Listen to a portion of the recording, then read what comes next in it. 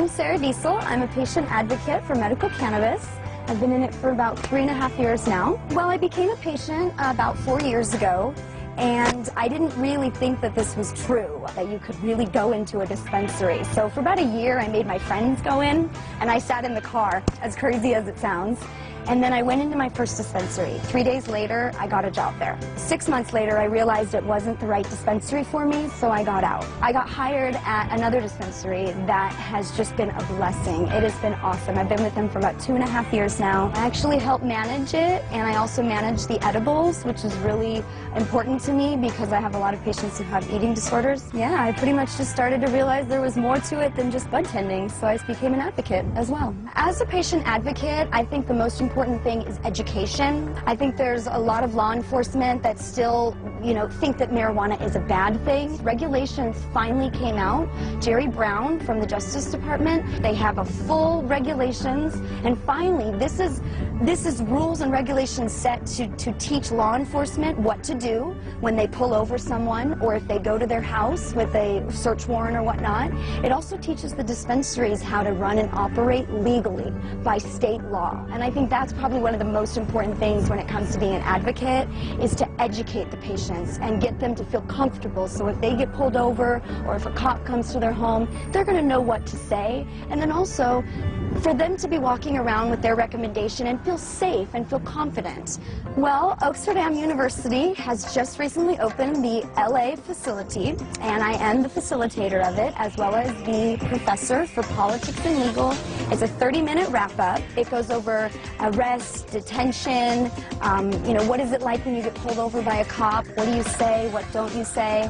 I teach you all of that in a 30-minute wrap-up, and it makes patients just go, wow.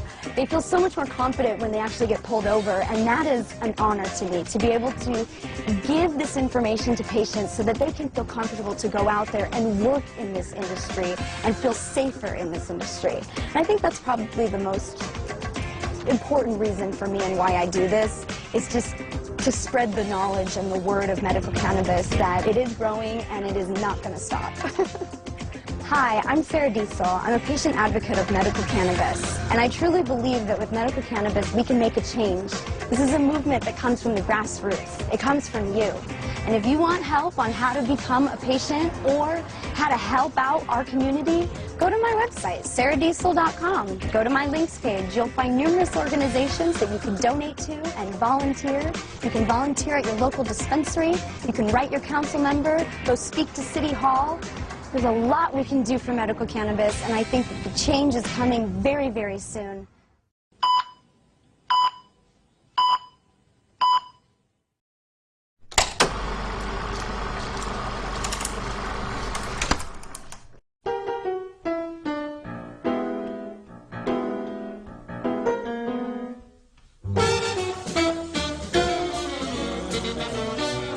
This is a civil liberty.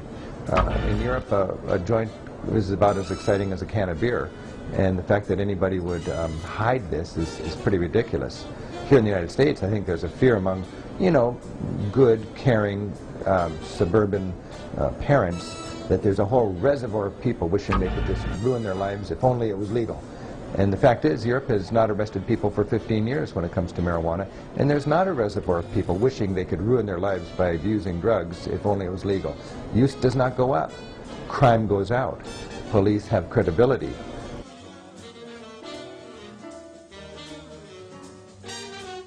You cannot legislate morality. I'm not saying smoking marijuana is right. I'm saying if as an adult I want to do it for creative reasons and I don't hurt anybody else, I don't think the government has any right to tell me what I should put into my body. I think the government has all the right in the world to tell me I can't do something if I put that into my body, and if I do something that hurts other people or is bad to society, they could legislate laws against me and I would accept those.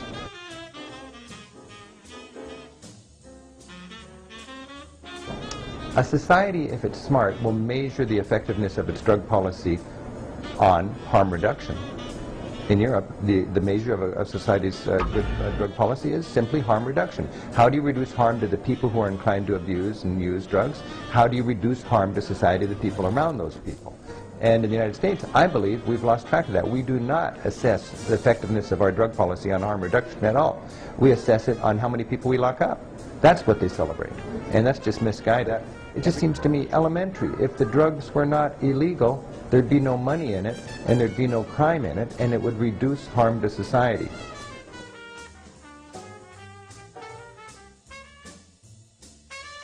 If marijuana is a gateway drug, it's only a gateway drug because it's illegal, and the only way kids can get it is on the streets from unsavory characters who have a financial interest in not having them smoke marijuana, because that's cheap and not addictive, in my assessment, but it gets them into harder drugs, and when they get into these harder drugs, that's a serious problem.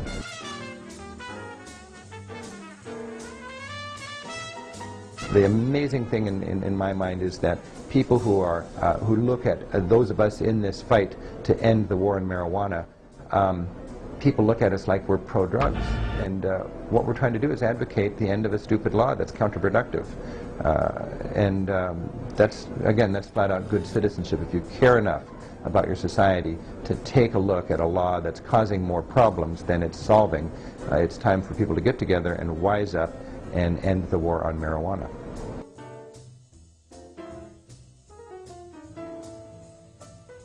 By moving something from the illegal arena to the legal arena, you're making life much easier. I mean, if you really want to control a substance, as soon as you illegalize it, you lose your ability to control that substance. It's amazing to me that somebody would think that you're smart to keep something that could go either way in the illegal category. Again, Europe is the track record, and Europe has for 15 years stopped arresting people for smoking pot, and they find that use does not go up. You take the crime out, and then you take the violence out, you take the big money out, you take the hardcore pushers out. Suddenly, it's not such a scary weed. Americans are fearful that there's a whole reservoir of people just waiting for legality so they can ruin their lives by abusing drugs. And the fact is, if you want to ruin your lives with drugs, you can do it right now. And because it becomes legal all of a sudden, you're not going to have people abusing it more.